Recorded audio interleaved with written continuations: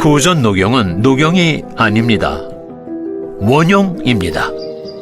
귀한 러시아산 녹용만을 사용해 만들기 때문이죠. 러시아산 녹용은 예로부터 으뜸 원자를 써서 원용이라 불려왔습니다. 고르고 고른 홍삼에 귀하디 귀한 러시아산 원용만을 담은 구전 녹용. 구전 녹용으로 귀한 건강을 챙기세요. 구전 녹용. 네, 시청자 여러분 안녕하세요. 어제 방송 너무너무 재밌었다고 다들 굉장히 좋아하시더라고요. 전환길쌤과 그라운드씨 김성원 대표를 자주 만나게 해달라고 이야기를 하셨는데요. 열심히 다시 자주 부르려고 노력하겠습니다. 자, 오늘요. 사실 저는요. 이영돈 PD의 영상을 보고 깜짝 놀랐습니다. 참 잘 만들었다. 그런데 더 놀란 것은요. 이영돈 PD의 그 영상이 그러니까 기사화가 안 되는 거예요. 이영돈으로 검색을 했더니 황정음이 나오는 거예요. 그래서 이게 뭐지? 했더니 이영돈의 부인이 황정음이더라고요. 참 세상 관심 없이 살아서 죄송합니다. 자, 우리나라가요. 윤석열 대통령이 있어서 뭐가 좋았을까를 생각해 봤는데요. 어제 저도 전환길쌤과 그라운드 씨에게 개몽되었습니다. 윤석열 대통령이 있었기 때문에 이걸 다 알게 되었구나. 네, 저도 그렇게 되었습니다. 자, 8연속 줄줄이 기각으로 인해서 얻은 것이 굉장히 많은데요. 법무법인회 정준계 변호사님 모시고 오늘 방송 시작하겠습니다. 네, 반갑습니다. 정준길 변호사입니다. 네, PD님. 지금 일단 영상 자료 헌재앞 생중계 잠시만 틀어주세요. 헌재앞 생중계를 보면서 이야기를 할 게 하나가 있습니다. 자, 지금 현재 헌재 앞에 탄핵 각하 릴레이 시위를 하고 있는데요. 우리 당의 국회의원들이 모두 가 있습니다. 정준계 변호사님. 네. 지금 현재 헌재 앞이요. 난리예요. 지금 영상 보시면요. 지금 현재 라이브인데요. 나경원 의원님도 계시고 옆에 조배숙 의원님이죠. 네. 조배숙 의원님이 검사 출신이시죠. 네네. 유성범 의원도 검사 출신. 유성범 의원도 옆에 계세요? 예. 어디 있어요? 여기 가운데. 아, 그런가요? 자, 지금 이렇게 다 모여서 네. 1인 시위를 하는데요. 이재명 대표는 8.8패 정략 줄탄핵 줄기각에 대해서 국민에게 사과해야 합니다. 네, 줄기각. 잠깐만요. 줄기각. 그뿐만 아니라 멈춰주세요. 자, 지금 여기서요. 바로 줄기각이 나왔습니다. 그래서 제가 오늘 제목에서요. 줄줄이 기각이라고 했는데요. 정준계 변호사님. 네. 지금 8연속 줄줄이 기각인데요. 네네. 이거 어떻게 보십니까? 아니, 이런 경우가 있습니까? 전 몰라서 여쭤보잖아요. 만약에요, 검사가 기소를 했는데 8건이 연이어 무죄가 나왔으면. 네. 그 검사는 거기에 대해서 책임을 지고 사표를 내는 게 맞는 거 아닌가요?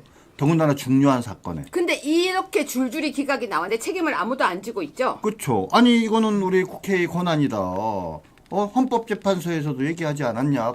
권한남용 아니래. 네. 그래서 아쉽게 8.8패 했지만 위헌도 아니고 위법도 아닌데 왜 우리가 책임을 져야지? 라고 민주당이 얘기하고 있어요. 조금만 더 틀어보겠습니다.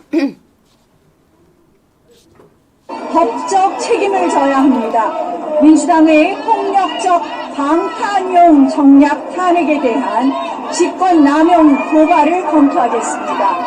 또한 이에 따른 손해배상 청구도 검토하겠습니다. 잠깐만요. 윤석열 정부의 네. 고위 지금요, 손해배상 청구하고 다 하겠다고 하는데요. 네네. 법적으로요. 네네. 지금 이제 아마 나경원 의원과 국민의힘에서 이걸 준비하는 것 같아요. 네, 그렇습니다. 자, 이거 어떻게 될까요? 결론이 궁금하신 게 아니죠? 아니, 그러니까 진행요. 결론은 안 궁금해요. 네네. 이제 이 이슈 파이팅 어떻게 보십니까? 말 그대로 민형사상 조치를 해야죠. 쟤네들도 탄핵 안 될지 뻔히 알면서 네. 탄핵 소추하지 않았습니까? 네. 뭐 혹시 국회의원이 가진 면책 특권 때문에 지금 뭐 이번에 그 탄핵 부분에 대해 그 탄핵 소추한 부분에 대해서 민사 소송을 해도 손해배상을 청구 인용되기 어렵고 그 다음에 또 형사 고소하더라도 처벌이 안 되더라도 뭐 쟤네도 그렇게 했는데 우리들하고 뭐 그렇게 못할 법 없지 않습니까? 그렇죠. 자, 계속 틀어주세요. 공직자들은 일하고 싶어도 일할 수 없었습니다. 민주당의 정략 탄핵으로 직무가 정지되었습니다. 이준숙 방통위원장 174일, 이상민 행안부 장관 167일, 최재해 감사원장 98일, 그리고 이창수 중앙지검장을 비롯한 검사들 98일에 직무 정지가 되었습니다. 네. 네, 정 변호사님. 네. 긴 시간 동안 직무 정지가 됐어요. 네, 근데 네. 사실은요, 일을 못하게 만든 거잖아요. 네, 그렇죠. 근데 모두가 줄줄이 기각이 나왔어요. 네, 네. 자, 이렇게 기각이 나오면은 사실은요, 이게 업무방해 아니에요?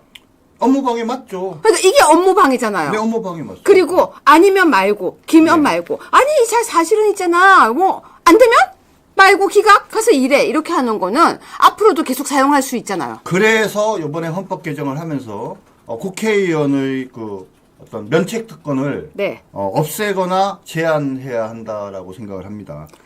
그래서 지금 현재 그 면책 특권을 보면 국회의원이 직무상 행한 발언이나 또는 그 의결 여기에 대해서는 책임을 안 지게 돼 있어요, 민영사상. 네. 그렇죠. 그러니까 뭐 형식 논리대로 하면은 뭐 소용이 없는 거죠. 근데 이게 정의로우냐, 이게 타당하냐. 요번에 8대빵 보니까 그죠? 이런 일이 또 반복돼서는 안 되겠다라고 많은 국민들이 생각하고 있지 않습니까? 개헌 과정에서 반드시 국회의원의 이 불체포 특권뿐만 아니라 이 면책 특권도 손봐야 된다라고 저는 생각합니다. 네, PD님, 전한길 선생님 어제 영상 잠시 틀어주세요. 자, 시청자 여러분, 어제 전한길 선생님과 그리고 그라운드씨 김성원 그 대표와 방송을 했었는데요. 여러분의 댓글을 보다가 제가 완전히 쓰러졌습니다. 댓글을 꼼꼼히 다 읽었는데요. 너무 재밌어요. 여러분은 어제 전한길쌤과 김성원 대표의 방송 중에서 어떤 것이 가장 깨알 포인트, 제일 재밌은 꿀잼, 그리고 팝콘 각이었습니까? 자, 잠시 보겠습니다. 틀어주세요. 김성원 쌤, 짱이에요. 네, 짱. 감사합니다. 우리 그냥 이거 한번 하면서 끝내요. 자, 자, 화이팅! 화이팅! 시청자 여러분, 감사합니다. 네. 저는 어디가 재밌었냐면요. 이 두 분이 둘 다 경상도 남자라는 걸 몰랐어요. 근데 계속 우리가 경상도 남자라서 그러는 거예요. 근데 그 순간에 제가 갑자기 경상도 남자라서라는 말이 전 더 웃겼어요. 여러분, 경상도 남자는 어떤 남자입니까? 정 변호사님, 경상도 남자는 어떤 남자예요? 경상도 남자는 잘생긴 남자고요. 아니, 뭔 소리예요? 경상도 남자는 스마트하고요. 경상도 남자는 말수는 적지만 속정이 깊은 남자고 그렇지 않습니까? 그게 아니고요. 경상도 남자는 무뚝뚝하다. 그 얘기 같습니다. 속정이 깊은 남자. 그건 잘 모르겠습니다. 자, 시청자 여러분은 저도 경상도 남자라서. 어제 어떤 부분이 가장 재밌었습니까?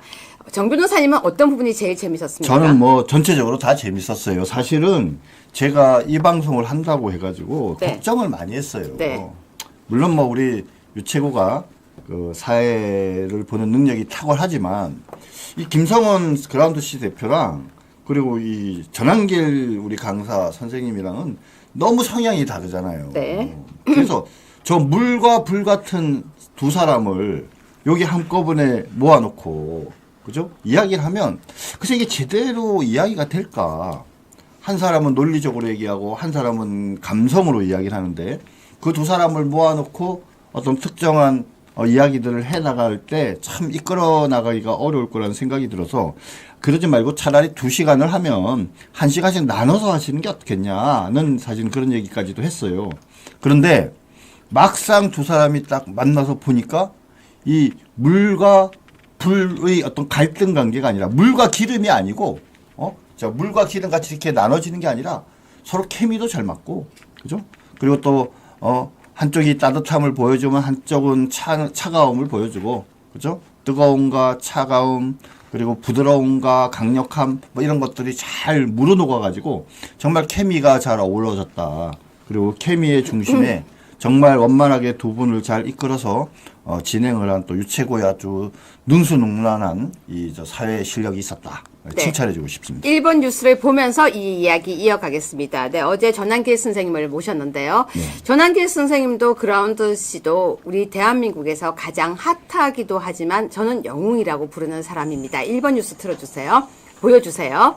네, 그런데요. 전한길 선생님이 나와서 했던 이야기 중에서 사실은 윤석열 대통령 탄핵의 각하를 확신한다. 8연속 기각이 영향을 미칠 것이다 라고 이야기를 했었습니다. 근데 어제요 방송을 하면서 저는 이 말이 참 좋았었어요. 자, 1번 뉴스 좀 올려주세요. 기사. 그런데요, 여기 밑에 쭉 올려보면요, 제 사진은 빼놓은 거예요. 아니 세상에요. 여기는 사진이 없네.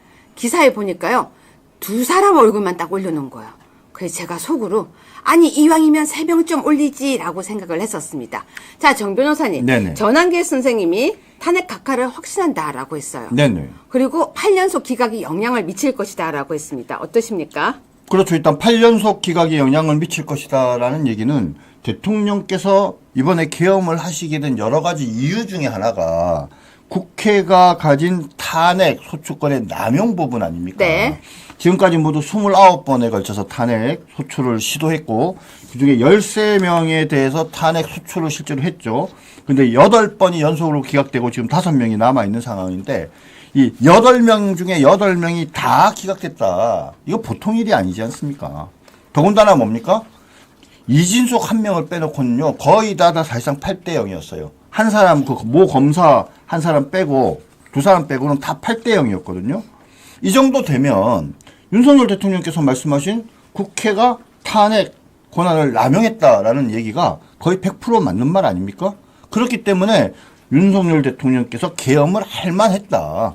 그죠? 그래서, 할 만했기 때문에 대통령을 탄핵하는 것은 너무 가혹하다. 이제 이런 논리가 성립할 수 있습니다. 네, 맞습니다. 여러분 어제 방송 보시면서 어떠셨습니까? 제가 아까 댓글 좀 남겨주세요라고 했는데요. 어제 방송을 보시고요. 여러분이 어떤 마음이었는지 좀 남겨주시고요. 아까 제가 얘기했죠. 각하를 확신한다고요. 제가 항상 방송할 때 하는 이야기 있죠. 윤석열 대통령이 각하되었으면 좋겠다고 생각하면 저는 되게 좋아하는 게 있어요. 댓글창에 동시에 글을 쫙 쓰는 걸 저는 되게 좋아합니다. 각하하고 하트 하나만 뜨는 댓글 남겨주시면 어떨까요? 어제 방송을 보고 남았던 그 마음으로 각하 그리고 하트 좀 띄워주세요. 근데 시청자 여러분, 저는요 어제 방송에서 사실 되게 좋은 걸 하나 느꼈었습니다. 뭐냐면요, 두 사람의 시너지가 굉장하다는 거였어요. 그래서 그 두 사람이 이 대한민국에 어떻게 보면 보수를 깨웠다라는 생각이 들었었습니다. 여러분 댓글 좀 남겨주세요. 평소보다 댓글이 훨씬 적은 것 같아요. 댓글 좀 원활하게 남겨주시기를 부탁드리겠습니다. 그렇죠. 각하 하트. 아까 조희진님 손을 왜 다치셨어요? 조희진님 손 다쳤다는 댓글 아까 봤습니다. 네, 그리고 여러분 각하하고 하트를 띄우는 이 댓글이 우리 방송을 시작하는 그 힘이 됩니다. 여러분은 어제 그 방송 중에서 어떤 것이 진짜 꿀재미의 포인트였나요? 제가 오늘 많은 사람들 댓글을 읽어봤더니 전한길 쌤이 아! 하고 온탕이면 갑자기 그라운드 씨가 냉탕, 온탕, 냉탕, 온탕, 냉탕 이게 너무 재밌었다. 그 얘기를 또 하더라고요. 그리고 어떤 분은 댓글에서 제가 이렇게 버튼을 살짝 누르면 전한길 쌤이 아 이렇게 하는 모습이 너무 재밌었다. 그리고 전한길 쌤이 그렇게 하는 모습을 보면서 오히려 스트레스 해소가 됐다. 이런 얘기를 했는데요. 정 변호사님은 어제 어떤 부분이 제일 재밌었습니까? 방금 말씀하신 그 부분이에요. 그러니까는 가슴과 마음이 뜨거운 우리 전한길 선생님이 네. 이야기를 하다가 갑자기 또 아주 합리적이고 차분한 김성원 그라운드 씨 대표가 차분히 얘기들을 하면은 너무너무 두 사람이 완벽한 조화를 이루었다고 생각하고요. 그렇죠. 사실 제가 생각할 때 제일 재밌었던 부분은 한 1시간 20분 정도 됐을 때 네. 갑자기 우리 전한기 선생님께서 아니 근데 이거 언제 끝나는 거예요? 이렇게 물어봤어요. 네. 원래 한 1시간 정도 예정을 해서 했는데 한참 가다 보니까 이제 시간이 좀 많이 됐다고 생각하신 것 같더라고요. 그랬더니 우리 유해 최고께서 예정된 시간 지났어요. 그러면서 그래서 끝낼 줄 알았는데 네. 계속 그냥 진행을 하시는 거예요. 그렇죠. 근데 계속 진행하는데 또 전한기 선생님도 또 질문하면 또 대답을 하면서 열심히 해요. 땀을 뻘뻘 흘리면서. 네. 예. 그러면서 이제 나중에는 그 차분하고 조용히 얘기하던 우리 그 그라운드 C까지 같이 이제 뜨겁게 서로 대화를 나누면서 주먹을 불끈 쥐는 모습을 보면서 뭔가 우리 그 보수우파 진영의 이런 대담 프로그램 가운데 새로운 어떤 좀 이정표와 전기가 될 것 같다 이런 생각이 들었습니다. 네, 어제 저는요, 그 전한길 쌤 바로 옆에 이렇게 앉아 있는데 땀을 뚝뚝뚝뚝뚝 흘리는 거예요. 너무 그게 보기가 마음이 아팠어요. 저 사람 정말 진심을 다해서 대한민국을 걱정하는구나. 그리고 극대노, 중대노, 소대노 단계가 있죠. 근데 올라가는 게 단계가 있는데요. 갑자기 진짜로 화가 나면요. 아야! 이렇게 말을 하란 말이야! 이렇게 앞으로, 화면 앞으로 나가는 거예요. 근데 제가 옆에 있다가, 이분 어떻게 아프면 어떡하나 싶어가지고, 옆에서 휴지를 꺼내는 장면이 그대로 찍혀 있더라고요. 그래서 저도 어제 참 즐겁게 방송을 했습니다. 근데 어제도요, 이 뉴스를 보면서 정말 화가 많이 났었습니다. 이번 뉴스 좀 보여주세요. 어제 이 뉴스 보면서, 그라운드 씨와 전환기 스님도 화가 났었는데요. 정 변호사님 이거 어떻게 생각하십니까? 예, 지금 뭐 대한민국에 간첩이 있습니까? 아주 유명한 정치인이 했던 얘기 아닙니까? 네, 맞습니다. 사실은 그 질문은 뭐냐면 대한민국의 보수파 진영이 괜히 종북몰이 한다라는 그런 이야기들, 좌파들이 만들어낸 그 이야기가 맞다라고 많은 사람들이 오해하게 만들었던 거죠. 근데 실제로 그 문재인 정권 하에서도 충북 동지를 비롯한 수많은 이 간첩 사건들이 수사가 진행이 됐습니다. 정말 어렵게. 민주노총 간첩단 사건 여러분들 잘 알고 계시죠? 자주통일 민중전이 창원 사건도 있고요. 제주도의 사건도 지금 수사가 진행되고 있고, 지금 방금 말씀드린 충북 동지의 사건 이런 것들이 여러 가지가 이제 진행이 되고 있는데, 그러니까 이러한 어떤 사건들이 진행이 되면서 우리도 모르는 사이에, 그쵸? 원래 그 형을 이제 구형을 하고 1심 선고가 뭐 10몇 년이 됐는데 결국 2년으로 어제 확정됐다고 하면서 김성원 그라운드 씨 대표가 아주 개탄을 뺐지 않습니까? 그리고 뭐 다른 또 사건들을 보면 이 뭐 법관 기피를 자그마치 6번이나 했다는 거 아닙니까?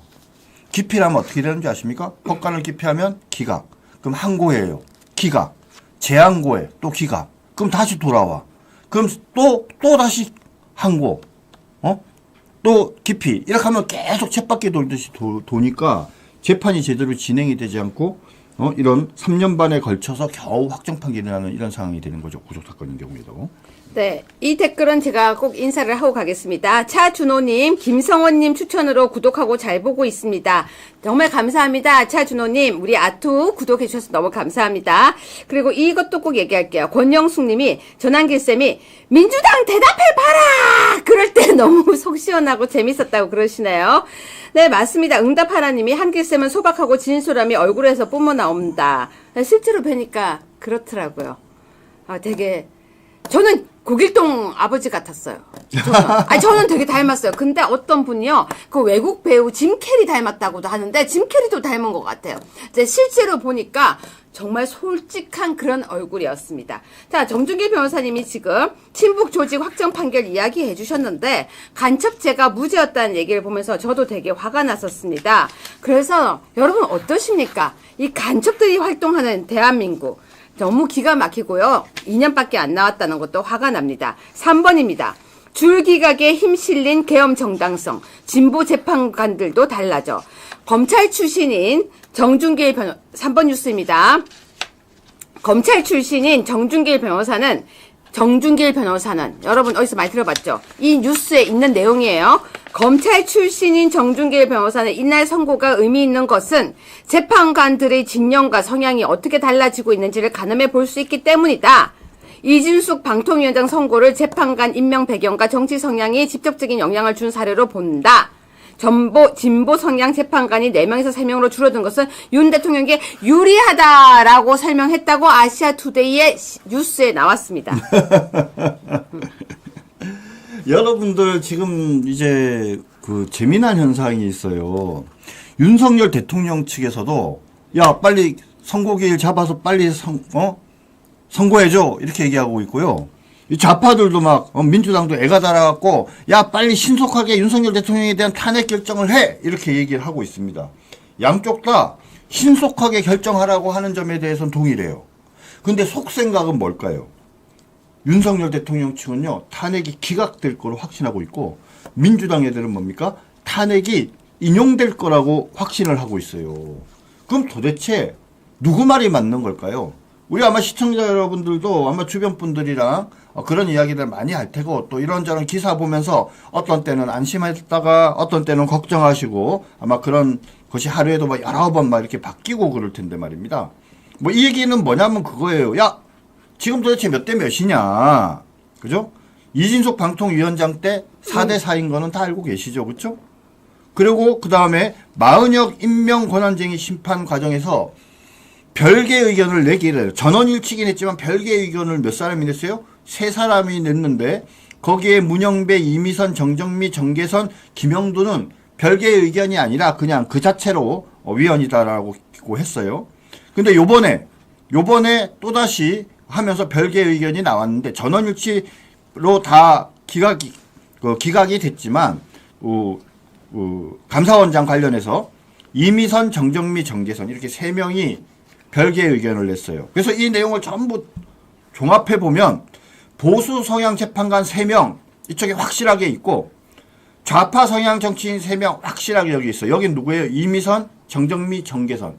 뜻밖에도 문영배가 여기 없어요. 그 다음에 문영배와 그 다음에 우리 김영두 이 2사람이 중간에서 왔다 갔다 하고 있는 거예요. 자, 그럼 결론은 어떻습니까? 윤석열 대통령의 판단이 맞을 가능성이 많은 거죠. 최소한 5대3이다. 5대3. 5대3이면 어떻게 됩니까, 여러분? 탄핵이 기각되죠?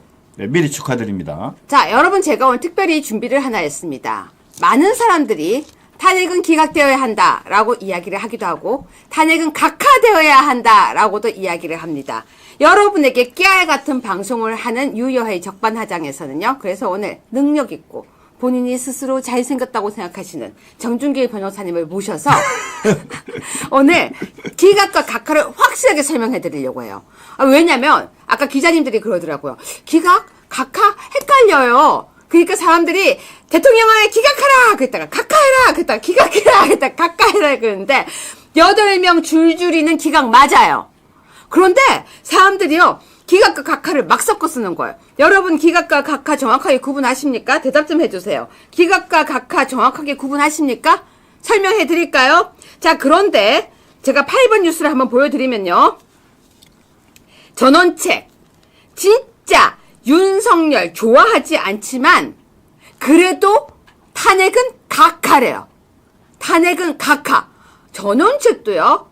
군법무관 출신의 변호사예요. 전원책 변호사님이 각하라고 갑자기 쓴 거예요. 각하.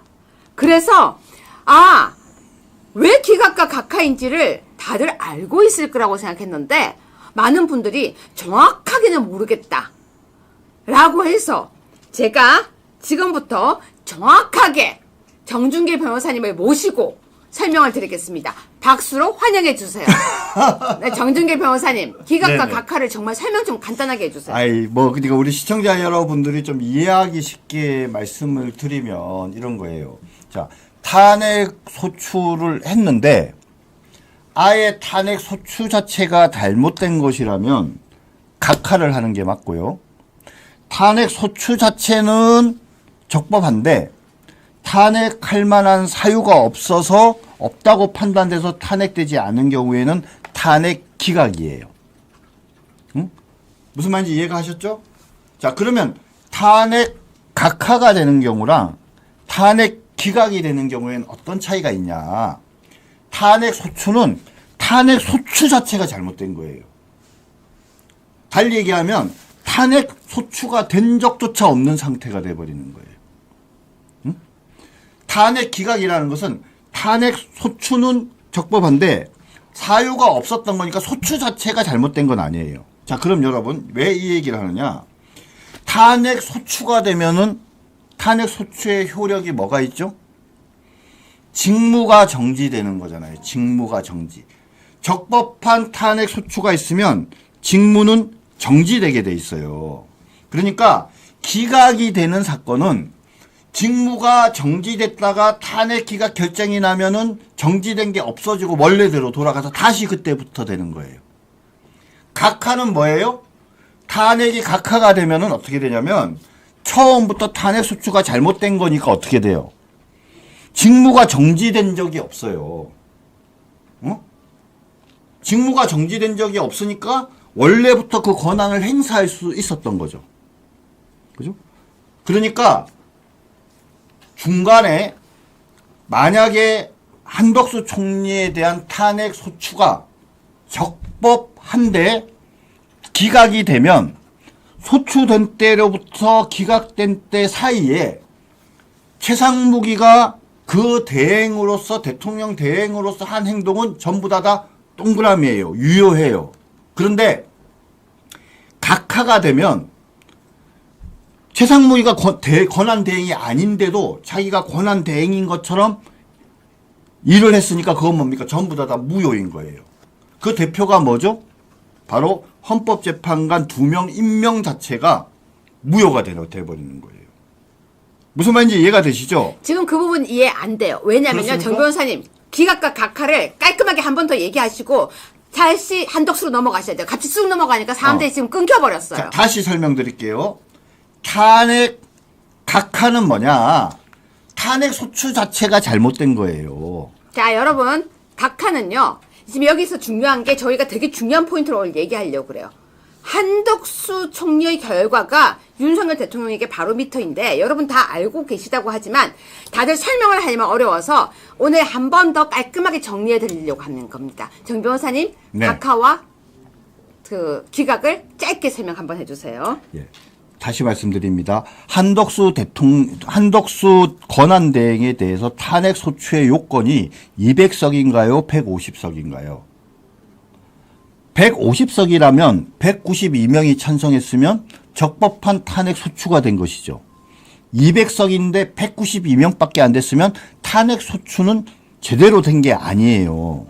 그래서 만약에 한덕수 권한대행에 대해서 탄핵 소추가 150석이라고 한다면은 탄핵 소추는 적법했고 권한은 정지됐지만 탄핵할 만한 사유가 없어서 기각이 되는 거고 200석이 만약에 탄핵 소추의 요건이라고 한다면 200석이 되지 않았기 때문에 아예 탄핵 소추 자체가 되지 않았고 그렇기 때문에 뭡니까? 한덕수 총리에 대한 한덕수 권한대행에 대한 탄핵 소추 자체가 뭡니까? 무효라는 거예요. 그죠? 그러면 어떤 차이가 있습니까? 권한이 탄핵 기각으로 결정나면 그 사이 기간, 탄핵 소추됐다고 하는 날로부터 결정이 난 날 사이까지는 권한이 정지된 거죠. 그러니까 다른 사람이 대신 행사할 수 있는 거지만 각하가 되면 그 자체가 다 무효가 되니까 탄핵 소추된 때로부터 결정난 때 그 사이에 한덕수 이외에 다른 사람이 그 권한을 행사했으면 뭡니까? 또 그것도 무효예요. 제일 대표적인 예가 뭐예요? 최상무기 헌법재판관 2명을 임명을 했는데 만약에 기각이 되면 2명을 임명한 행위는 유효해요. 하지만 각하가 되면 2명을 임명한 최상무기 2명의 헌법재판관을 임명한 행위는 무효가 돼버려요. 그죠? 이제 이해하셨습니까? 여러분 지금 이해하셨습니까? 그래서요, 한덕수 총리의 결정이 빨리 나와야 되는 거고 한덕수 총리의 결과에 따라서 윤석열 대통령 결과가 바로 미터가 되는 겁니다. 그렇다면 지금 한덕수 총리의 결과를 빨리 하라라고 우리가 요구해야 되는데요. 어떻게 하라고 해야 됩니까? 그러니까 왜 지금 막 여러분들 그런 얘기 들었잖아요. 한덕수 총리를 먼저 해야 된다 이런 얘기가 나오잖아요. 근데 한번 생각을 해보세요. 만약에 각하가 되면 한덕수에 대한 탄핵 소추가 기각이 돼버리면 아까도 말씀드린 것처럼 소추된 때로부터 결정이 나는 사이에 직무가 정지되기 때문에 최상무기 2명을 임명한 거는 유효하잖아요. 그러니까 윤석열 대통령의 그 탄핵 선고에는 별다른 영향을 미치지가 않아요. 그런데 만약에 각하가 되면 어떻게 돼요? 그 사이에 최상무기 본인이 대행인 줄 알고 2명을 임명한 행위는 무효가 되잖아요. 그럼 어떻게 돼요? 윤석열 대통령의 현재 헌법재판을 8명이 진행을 했는데, 그죠? 6명은 그렇다 치고 최상무기 임명한 2명은 뭡니까? 자격이 없는 사람이에요. 자, 그럼 여러분, 자격이 없는 사람이 진행한 헌법재판이 유효합니까? 효력이 있겠어요? 그 자체로 무효인 거죠. 그 자체로 무효. 그러니까 당연히 각하가 될 수밖에 없는 겁니다. 자, 여러분 지금 이해하셨습니까? 그러면서 지금 이 부분이 되게 중요한 부분인데 그러면서요. 저는 되게 의미 있는 기사를 봤습니다. 16번 기사입니다. 지금 한덕수 총리 결과가 빨리 나오게 되면 윤석열 대통령 각하 가능성이 아주 높아지는 거죠. 그런데요, 우리끼리만 이야기가 아닌 이영돈 PD 부정선거 탐사 다큐가 공개 이틀 만에 100만 뷰를 돌파했는데요. 아시아투데이 뉴스입니다. 여러분 의미 있는 거 제가 보여드릴게요. 그런데 기사가 또 하나 더 있습니다. 17번 뉴스입니다. 이영돈 PD 17번 뉴스예요. 부정선거 다큐 공개 이틀 만에 100만 회 돌파. 여기는 어디 뉴스인지 아세요, 정 변호사님? 펜앤드마이크입니다. 이영돈으로 검색했더니요. 부정선거 다큐 공개 이틀 만에 100만 회 돌파라는 기사가요. 펜앤마이크하고 아시아투데이 두 군데밖에 없는 거예요. 아무 데서도 기사가 없어요. 아무 데서도. 이영돈으로 검색하니까 나오는 거는 황정은밖에 없어요. 자, 그런데 황정음요? 네, 여러분 혹시요 이 영상 보셨습니까? 어떠셨습니까? 정 변호사님 아까 조금 보셨죠? 예, 뭐 여러분들도 다 아시는 내용이긴 한데 결국은 제일 핵심이 그거잖아요. 사전 투표 결과랑 그죠? 당일 투표 결과가 너무나도 차이가 크다. 차이가 좀 날 수는 있는데 이 통계학적인 관점에서 보면은 이거는 오차범위 바깥이라는 거죠.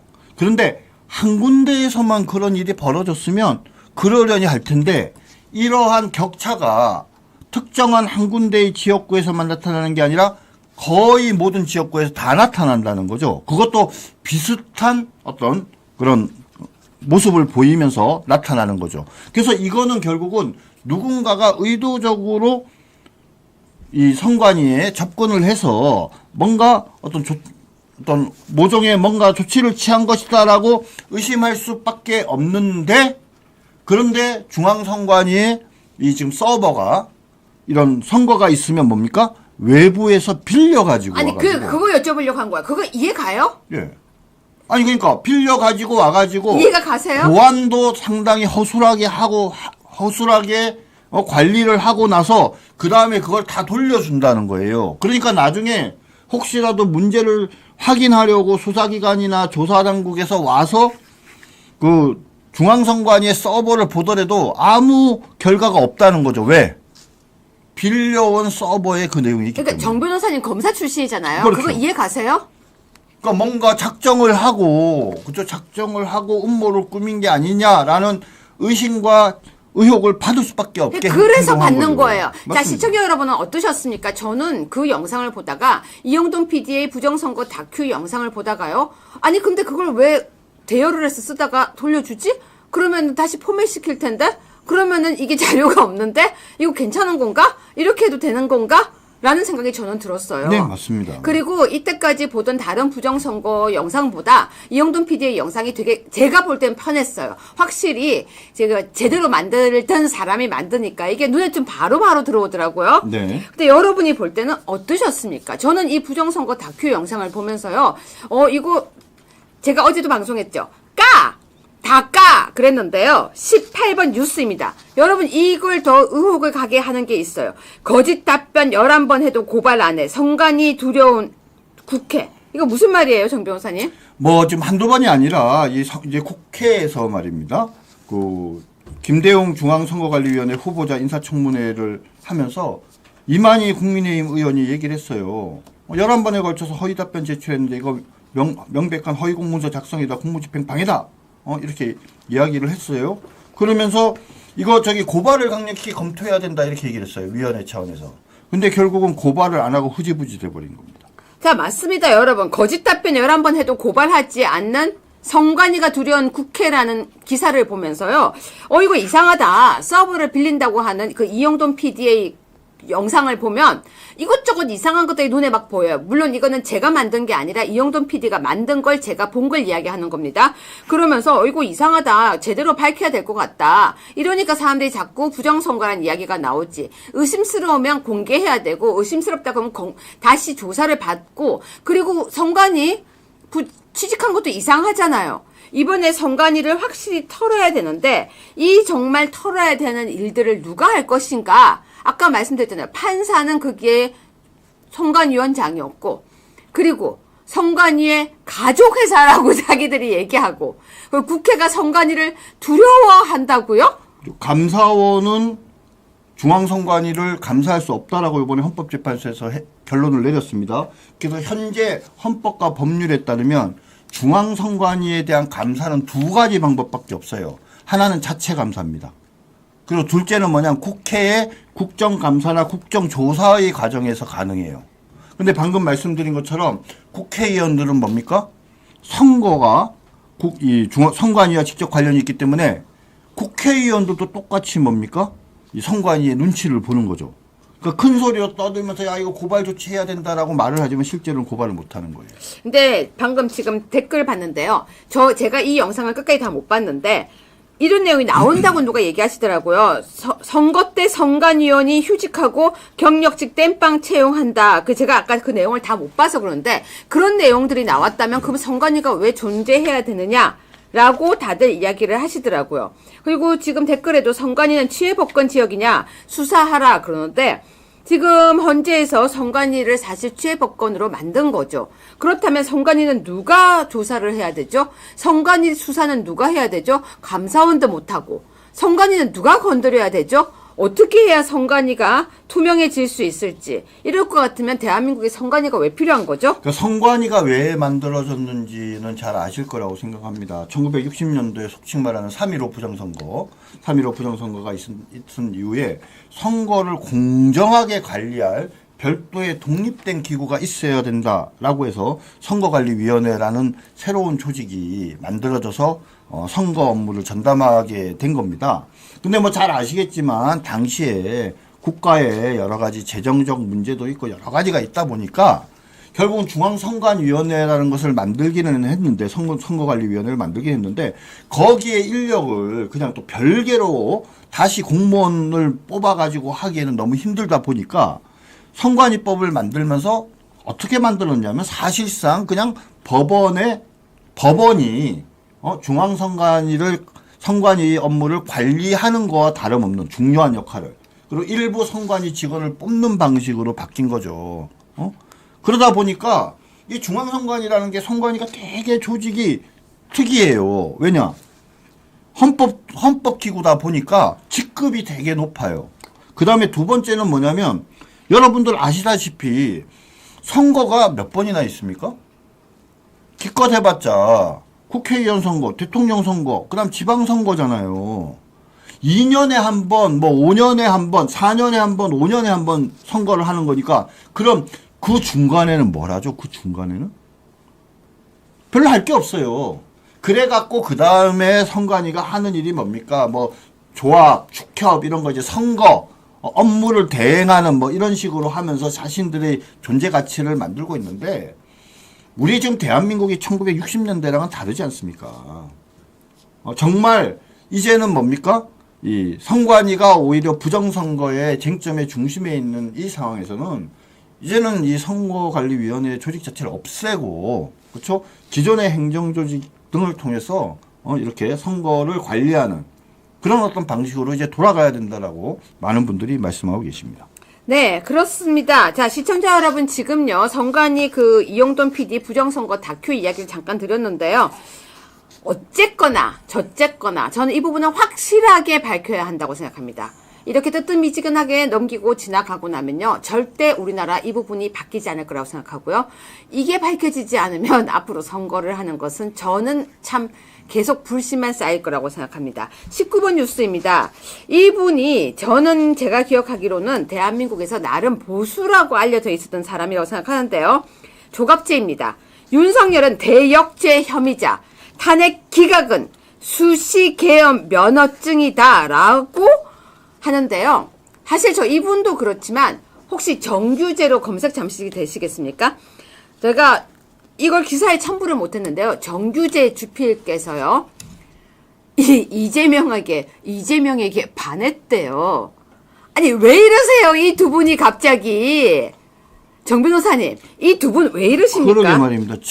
제가 오늘 점심때 모 기자를 만나서 이 얘기가 나왔어요. 그래서 이 얘기 하더라고요. 윤 대통령이 다시 대통령으로 복귀를 하면 언제든지 이게 다시 계엄을 할 수도 있는데 그러면 얼마나 우리 국민들이 불안하겠냐 이렇게 얘기를 했어요. 그래서 제가 이렇게 답을 했습니다. 대통령이 또다시 계엄을 선포하더라도 국회에서 바로 계엄을 해제할 수 있지 않냐. 왜냐하면 지금은 민주당이 다수당이기 때문에 가능하다. 그런데 만약에 민주당의 이재명이 요번에 대통령이 기각되고 나서 대통령이 됐다 치자.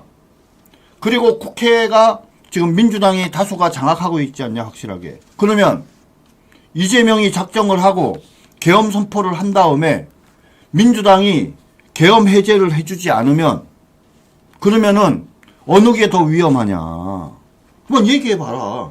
지금 대통령이 복귀를 하게 되면 혹시 하시지도 않겠지만 또 계엄을 하더라도 계엄을 해제할 수 있는 그런 방법이 있지만 요번에 대통령을 탄핵시키고 난 다음에 만약에 민주당이 정권을 잡으면 이제는 10년, 20년이 아니라 50년, 100년 민주당 천하가 되는 거다. 그게 대한민국 자유민주주의 발전에 도움이 되겠냐? 제가 이렇게 물어봤어요.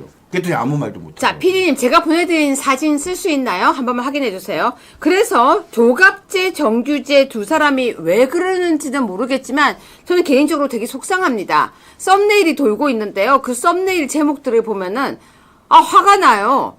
이재명에게 반한 정규재 이런 식으로 나오고 있으니까요. 그래도 박근혜 대통령 인터뷰했던 정규재 주필 아닙니까? 정규재를 보내버리죠 뭐. 제가 아까 보내드렸던 그 제목 쓸 수 있습니까, 피디님?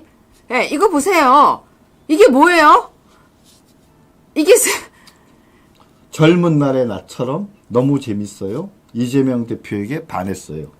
그럼 잘 됐네요. 거의 아니 민주당 입당하는 거 아니냐고 네, 사람들이 저한테 물어보는 입당하세요. 거예요. 아니 저는 뭐 정규재 주필. 자, 20번 뉴스입니다. 네. 제가 더 기가 막힌 뉴스 가져왔습니다. 사람들이요. 맛이 가면 안 돼요. 맛이 가면. 이준석입니다. 뭐라는지 아세요? 내가 대통령이 돼도 윤석열 사면 안 한다. 아니 근데요. 대통령 선거 자기 당에 후보 등록했대요. 후보 등록. 이건 맛이 간 거예요. 근데 자기가 대통령이 돼도 윤석열 사면 안 한대요. 애가 뭐 잘못 먹었어요? 당연하죠. 제가 여러분들께 예측하건대 윤석열 대통령 내란죄는 무죄가 날 가능성이 많아요. 그러니까 사면하고 자시고 할 문제가 발생을 안 해요. 그죠? 그러니까 무슨 사면 하네 안 하네라고 말하는 게 얼마나 우스꽝스러운 이야기이며 더군다나 이준석이가 대통령 될 가능성이 있어요, 없어요? 거의 저는 0%라고 생각해요. 이준석이 대통령이 될 가능성보다는 차라리 제가 대통령이 될 가능성이 전 더 높다라고 봅니다. 그런 측면에서 이준석이 한 말은 뭡니까? 전부 다 뭡니까? 쓸데없는 얘기인 거예요. 이준석은 대통령이 되지도 않을 뿐만 아니라 윤석열 대통령은 내란죄에서 무죄를 받기 때문에 사면의 대상조차 되지 않는다. 네. 근데 여러분 댓글 중에 재밌는 댓글 하나만 읽어드리겠습니다. 쟤 정말 웃겨. 여러분 댓글이 지금 확 공감이 됐습니다. 어떠십니까? 이준석이요 대통령이 돼도 나는 윤석열 사면 안 한다는 저 댓글 보니까 어떤 마음이 드세요? 그런데요 21번 보시면요. 윤 개혁한다고 손대다가 망상에 빠져 계엄령 선포. 있잖아요. 미안합니다. 제가 나이 자꾸 이야기하니까 꼰대 같은데요. 윤 개혁한다고 손대다가 망상에 빠져서 계엄령 선포. 아니 망상에 빠져서 계엄령 선포. 야 너는 망상에 빠져서 윤석열 대통령 사면 안 한다 얘기하냐? 네가 대통령이 된다고? 정 변호사님 저거 뭐라고 해석하십니까? 글쎄요. 그러니까 뭔가 논리가 없잖아요. 뭐 이렇게 가슴에 와닿는 얘기가 없잖아요. 야, 윤 대통령께서 계엄령을 왜 선포하셨는지에 대해서 여러 차례 국민들에게 설명을 했는데 어떤 느낌이 드냐면 수업 시간에 선생님이 열심히 설명을 했는데 엄한 딴짓하고 그거 하다가 야 질문할 사람 하니까 갑자기 손 들어가지고 엉뚱한 질문하는 애들 있지 않습니까? 네. 딱 그 형국입니다. 근데 여러분은요. 이준석이 윤석열 대통령 사면 안 하겠다는 저 말을 들으면 어떤 생각이 드세요? 나 대통령 되면 윤석열 사면 안 해. 야 진짜 있잖아요. 제가 이준석보다 딱 12살 더 많은 누나거든요. 제가 해주고 싶은 말이 있어요. 우쭈쭈쭈쭈쭈쭈 나가 놀아라. 지구를 떠나라.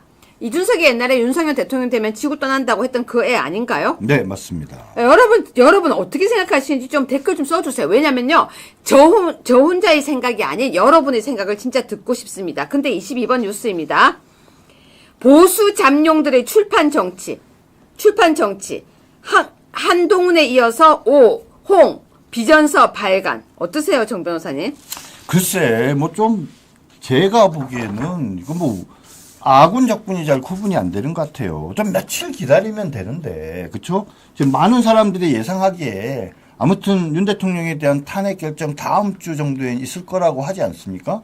그러면 한 일주일 기다려서 결과를 보고 정말 결과가 전혀 우리가 예상하는 거와 다르게 만에 하나 정말 만분의 일, 천만분의 일이라도 탄핵이 되면 그때 해도 안 늦었어요. 이거 일주일 먼저 한다고 지가 대통령 되고 후보가 되는 게 아니지 않습니까? 그러니까 사람이 제가 보기엔 기본이 안 됐다. 한마디로 얘기하면 오세훈, 홍준표, 뭐 한동훈은 말할 것도 없이. 자, 이거 아무것도 아닙니다. 여러분 27번 뉴스 보시기 전에 열 받을 준비하십시오. 27번 뉴스 띄워주세요. 제가 오늘 제일 화난 뉴스입니다. 어떤 결론이 나도 조기 대선은 불가피하다. 탄핵 인용되면 정치적 내전. 제가 경고했죠. 제가 전환길 선생님처럼 흉내 한번 낼까요? 내가 경고 한번 해볼까? 여러분 이거 진짜 경고할게요. 조기자 쓰지 마요. 조기자 쓰지 말라고요. 저 굴비자도 싫다고요. 조기자 쓰지 마세요. 정 변호사님, 네. 저 해석 좀 해주세요. 탄핵 인용이 되면 정치적 내전이다. 정말 아마 저는 그렇게 될 가능성이 많다라고 봅니다. 뭐 여러분들 다 아시다시피 막 경찰이 선고 당일날 가포 비상령 발령한다고 하지 않습니까? 총기 출고 금지 뭐 이런 여러 가지 엄중한 조치들을 취한다고 하는 거로 봐서는 뭔가 지금 공기는 우리의 발행과 예상과 다르게 뭔가 우리 보수우파 쪽에서 뭔가 이런 문제에 화가 나서 어떤 돌출 행동을 하지 않을까를 대응하는 것 같은 느낌이 들어서 너무너무 기분이 나쁜데 이러한 와중에 그죠? 탄핵이 인용되면 정치적 내전이 있을 수도 있는데 어떤 결론이 나도 조기 대선 불가피라는 것은 무슨 말입니까? 아니 근데 왜 조기 대선이 불가피한가? 탄핵이 기각이 되면 돼도 왜 조기 대선이 불가피해요? 전 무슨 말입니까? 여러분한테 제가 여쭤볼게요. 탄핵이 인용이 되면은 정치적 내전인데 탄핵이 기각이 돼도 왜 조기 대선을 한다고 하죠? 제가 그래서 유심히 읽어봤는데 답이 있었습니다. 뭐요? 윤석열 대통령께서 탄핵이 기각돼서 대통령으로 돌아오시더라도 앞으로 대한민국의 미래를 위한 헌법 개정을 하시겠다라고 말씀하셨지 않습니까? 네. 근데 그 헌법 개정을 남아있는 임기가 끝나기 전에 할 거기 때문에 어차피 조기 대선을 하게 된 거 아니냐? 달리 얘기하면 윤석열 대통령께서 요번에 탄핵이 기각돼서 대통령으로 복귀하시더라도 헌법 개정하고 중간에 조기에 퇴진하겠다고 한 거 약속 지켜라 이 얘기하는 거예요 지금. 여러분 저런 말 쓰는 거 여러분은 어떻게 보십니까? 아무리 대통령이 되고 싶어도요. 이런 말 하는 거 어떻게 생각하십니까? 그런데요. 여러분 지금 되게 웃긴 기사가 하나 나와서 제가 이건 소개하려고 합니다. 24-1입니다. 한동훈이요. 윤석열 대통령이 한동훈에게 우리 동훈이 정말 영어 잘해. 우리 동훈이는 정말 영어도 잘하고 영어도 잘해요. 영어도 잘해요. 이렇게 얘기한 적이 있었죠. 제가 그 말이 되게 듣기 싫었거든요. 아니 영어를 잘하면 얼마나 잘한다고 영어 잘한다고 칭찬하냐. 근데 영어로 이재명을 저격했대요. 근데 민주당에서요. 문법도 틀렸다라고 했답니다. 정 변호사님 소개해 주세요. 한동훈이 그 이재명의 기사를 인용했습니다. 이재명 공직선거법 2심 재판부에 재차위헌법률 심판제청 신청이라는 기사를 올리면서 정말 위험한 사람 가로 most dangerous man in Korea라고 가로하고 영어로 썼어요. 근데 뭐가 틀린 거였어요 저기서 지금? 지금 지적하는 얘기는 뭐냐면 most는 최상급이죠. 최상급 앞에는 더가 있어야 된다는 거예요. 아, the most. most dangerous man 이렇게 해야 되는데 더가 빠졌다. 아따 지금 지적하는 사람도 꼴랑 유치하고 응아도 참 유치하다. 영어를 왜 쓰냐 한국말 써라. 네. 그러니까 말이에요. 근데 지금 사실은 그러니까 한동훈도 웃기죠. 아 정말 위험한 사람이라고 쓰면 되는데 왜 굳이 영어를 썼을까? 여러분 저 dangerous danger 저게 위험하다는 단거. 제가 그 얘기 하려고 했어요. 여러분 저 danger가 그 얘기 아시죠? 옛날에 누구였더라? 누가 그 옛날 그 우습게 얘기하는 건데 그 사오정인지 누구였지? 하여튼 그걸 보고 야, 너 뭐 먹었어 하니까 단 거 그리고 먹고 죽었다는 그 얘기에 나오는 그 단어 맞죠? 네, 맞습니다. 여러분 저 덴저가 단 거라고 읽는다고 농담했던 그 사오정이 먹었다고 했나? 하여튼 그 내용 맞는 것 같습니다. 아무튼 유치하지 않으세요? 저 영어로 왜 써요? 옛날에 이제 그 외국 기자랑 인터뷰를 하는 과정에서 누군가 이 대표한테 그렇게 물어봤대요. 당신 위험한 사람 아니야? Are you dangerous man? 이렇게 질문을 한 적이 있대요. 네. 그래서 그때 이제 이 표현을 쓰다 보니까 나름대로는 이제 그것을 떠올리게 하려는 목적으로 썼는데 아무튼 이 most를 굳이 안 써도 되는데 사실은 정말 위험한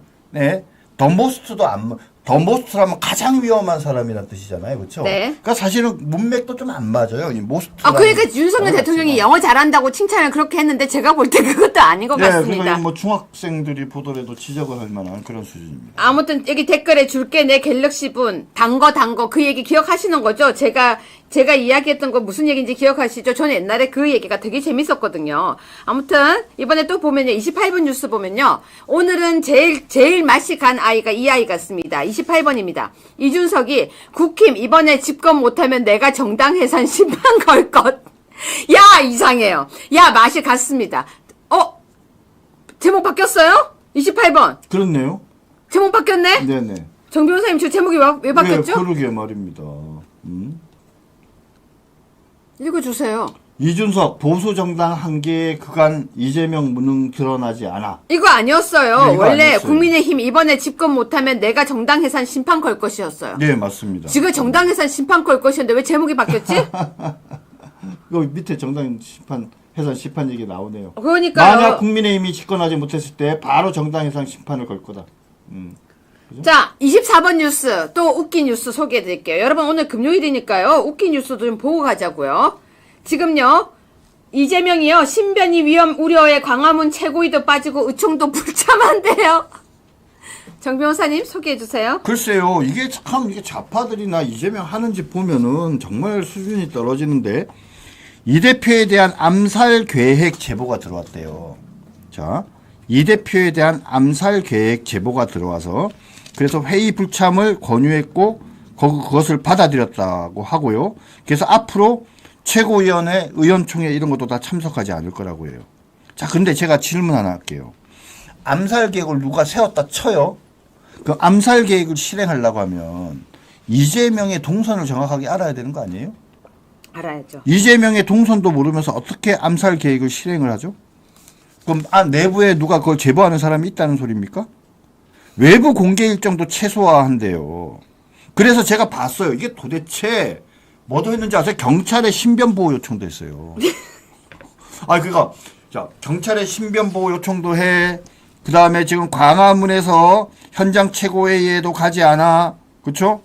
그 다음에 또 비공개 최고위원회와 의원총회에도 참석하지 않고 공식 일정을 최소화해. 그죠? 야, 그래서 이게 도대체 무슨 일이냐? 그랬더니 이제 물어봤어요. 그랬더니 기자들이 최근에 이 대표에 대한 신변 위협 제보를 많은 의원들이 문자로 연락받았다. 자, 이재명한테 누군가가 너를 가만히 안 두고 죽여버리겠어. 이렇게 직접 한 게 아니고 민주당의 의원들이 그런 이재명에 대한 신변 위협 제보를 받고 이재명한테 나 이런 거 받았어요라고 보여줬다는 거죠. 자, 그런데 그러면 그 의원들이 받은 내용이 뭐냐? 707 요원들이 러시아제 권총을 밀수해서 이 대표를 암살할 계획이 있다 이거예요. 707 요원이 러시아제 권총을 밀수해서 이 대표를 암살할 계획이 있다. 자, 한번 보세요. 707 요원이 누구예요? 요번에 계엄령 났을 때 제일 먼저 들어갔다라고 하는 대한민국 최강의 그 부대. 그게 707이잖아요. 그런데 군인들이 말입니다. 러시아제 권총을 밀수한다. 이게 말이 돼요? 대한민국 군대가 왜 특수군들이 러시아제 지가 그냥 가진 거 권총을 갖고 그냥 무기를 갖고 갔다 하면 오히려 말이 되는데 그 사람들이 러시아제 권총이래요. 중국도 아니고 러시아의 권총을 어떻게 해요? 밀수를 해서 아니 가지고 있는 총 쓰면 안 돼요? 근데 총을 밀수를 해서 대표를 암살할 계획이 있다 이거예요. 근데 여러분 댓글 너무 재밌어요. 제가 이거는 안 읽을 수가 없어요. 여러분 제가 이거 읽어드릴게요. 에체르님 얼굴 표정을 감출 수 없어서 이재명이 안 나온대요. 지구 몬수호자 또 정신병 도전네 보글보글 영화 찍네 조중석 쇼로 사는 당입니다. 권영수 이재명 쇼하네요. 이영지 이재명 없는 데서 살고 싶어요. 지훈 저런 허접한 인간의 꼴을 계속 봐야 하는 상황이 짜증난다. 쪽맘 차라리 영화나 찍으라. 아니 이재명이 살인 위험 느껴서 위험해서 못 나온다고 신변 보호 요청 받았다는데 우리 왜 이렇게 다 즐겁게 웃고 있죠? 근데 또 결정적인 게 뭔지 뭐예요? 아세요? 자, 여러 의원들이 제보를 받았다고 되어 있지 않습니까? 네네. 뭐라고? 707 요원들이 러시아제 권총을 밀수해서 이 대표를 암살할 계획이 있다라고. 네. 누가 제보했어요? 의원들이요? 군 정보사령부 장교 출신. 군의 정보사령부의 장교요? 장교 출신. 장교는 소위중이 대위까지가 네, 장교잖아요. 그럼 그런 거 다 포함되는 거죠. 아 근데 대령 이쪽은 장교 아니잖아요. 거긴 거기는 장성이잖아요. 영광급 장교라는 표현을 쓰죠. 그긴 장성이라고 예. 하잖아요. 아니 장성은 별세야 장교. 그래요? 예. 영광급 근데 장교라고 보통 해요? 장교라고 하면은 소위 중위 대위를 말하는 것이고요. 네. 그다음에 영광급 장교라는 표현을 쓰죠. 소령, 중령, 대령을 보통. 예. 자, 근데 군의 정보사령부의 현재 장교도 아니고요. 장교 출신. 근데 그 사람이 707 요원들이 러시아제 권총을 밀수해 이 대표 암살 계획이 있다라고 민주당의 의원들한테 문자를 보내서 그 문자를 본 의원들이 충성심을 가지고 이재명한테 암살 계획이 있으니 이런 데 가시면 안 됩니다. 그래서 우리 댓글에 뭐라는 줄 아세요? 총알이 아깝대요. 총알이. 자 이거 짧게 빨리 김상욱 보고 중요한 내용 하나 할 겁니다. 네. 29번입니다. 김상욱 아시죠? 네네. 자기 당 안 나간대요. 네. 아니 제명시켜버려야죠. 안 나간대요. 제명시키면 나가야죠. 당 안 나간대요. 아니, 제명해야죠 제명. 제명이 자꾸 부르지 마요. 이재명인 줄 알잖아요. 제명해갖고 제명의당으로 보내버립시다. 자, 시청자 여러분, 지금부터 잠시라도 이 내용을 꼭 다루려고 제가 준비하고 왔습니다. 13번 뉴스입니다. 시청자 여러분은 대한민국이 핵을 어떻게 해야 한다고 생각하십니까? 핵을 보유해야 한다? 아니면은 핵을 안 해야 된다? 트럼프가요, 북한을 핵 보유국이라고 지칭하면서 김정은과 관계에 대한 이야기를 했습니다. 자, 왜 트럼프가 북한을 계속 파트너로 대해주느냐라고 하면요, 저 핵 때문이에요. 그런데요, 14번 뉴스입니다. 민주당이요, 여당 현실성 없는 핵무장론 적각 철회해라 라고 얘기합니다. 시청자 여러분은 우리가 핵을 보유해야 한다고 생각하십니까? 아니라고 생각하십니까? 자, 정 변호사님. 네. 지금요, 트럼프가 북한을 계속 파트너로 대해요? 뭐 전에도 대통령 시절에 원래 회의를 해가지고 정상회담 해가지고 중요한 의사결정을 하려고 했지 않습니까? 그러다가 이제 막판에 뒤틀어졌는데 트럼프는 되게 현실론자입니다. 그렇기 때문에 사실상 북이 핵 보유를 하고 있다는 것 자체를 인정하고 그것을 전제로 관계 개선을 해나가려는 매우 현실적인 그런 외교 노선을 취할 가능성이 많습니다. 그러면서 뭐라고 얘기하냐? 북한이 핵무기가 많고 그런 상황에서 지난번에 만약에 힐러리가 당선됐으면 한반도에서 핵전쟁이 났을 거다. 근데 본인이 나서서 북미 정상회담을 하고 그래서 바로 그런 핵전쟁을 막은 것이다. 이렇게 이야기를 하고 있어요. 그래서 앞으로도 요번에 뭐 여러분들께서 우크라이나 사태를 봐서 아시겠지만 아마 미국이 대한민국을 통해서가 아니라 직접 북한과 예전에도 회담할 때도 그렇게 하지 않았습니까? 직접 회담을 하면서 뭔가 한반도의 근본적인 변화가 올 가능성이 있다. 그래 우리가 되게 트럼프를 예의주시해야 된다. 그렇게 얘기를 하고 있죠. 네, 시청자 여러분, 저는 대한민국이 핵을 보유해야 한다고 생각합니다. 핵을 보유한다는 것은 우리의 힘이라고 저는 생각합니다. 근데 핵 보유를 민주당에서 왜 저렇게 막아서는지 잘 모르겠습니다. 핵을 보유하는 거, 현실성 없는 핵 무장론을 철회하라? 민주당에서 저렇게 주장하는 거 보면 우리는 더더욱이 핵을 무장해야 된다고 생각합니다. 핵을 가진다는 것은 위험한 물건을 우리나라에 들인다는 것이 아니라 대한민국도 어느 정도 우리가 우리를 지킬 수 있는 힘을 가지는 것이라고 저는 생각을 합니다. 여러분은 어떻게 생각하십니까? 저는 핵을 가져야 한다고 생각하는데요. 윤석열 대통령도 이제 탄핵이 각하되어 돌아온 뒤에 제가 여기 썼죠. 우리는 대한민국은 윤석열 보유국이라고. 윤석열 보유국은 핵도 보유해서 당당하고 강한 대한민국이 되었으면 좋겠다고 생각합니다. 네, 정준기 변호사님에게 오늘 또 방송 출연하셨으니까 구전녹용을 한 잔 드리겠습니다. 아유, 감사합니다. 네, 많은 분들께 애국녹용이라고 불리는 구전녹용을 소개해드리겠습니다. 구전녹용은 녹용 중 가장 비싸고 귀하다는 러시아산, 그중 천혜의 환경을 가진 아바이스크산 녹용을 가장 비싼 분골과 팁까지 통째로 다렸다고 하는데요. 합성 첨가물을 일절 사용하지 않고 엄선한 국내산 재료를 평강만의 기술로 황금 배합하여 다려냈습니다. 아투TV와 함께 대한민국 국민 모두 파이팅 하시라고 구전녹용 편을 32% 할인합니다. 0504-0824-2172로 구전녹용이라는 문자만 지금 바로 보내주세요. 전문 상담원이 연락드리겠습니다.